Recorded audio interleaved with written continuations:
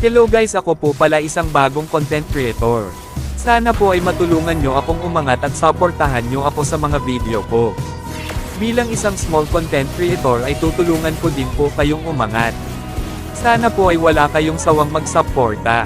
Sa katulad ko na mababa pa lang ang followers. Kahit mahirap maging small content creator, ay nagsisikap pa rin ako. Mag-upload ng video kahit mababa lang yung views.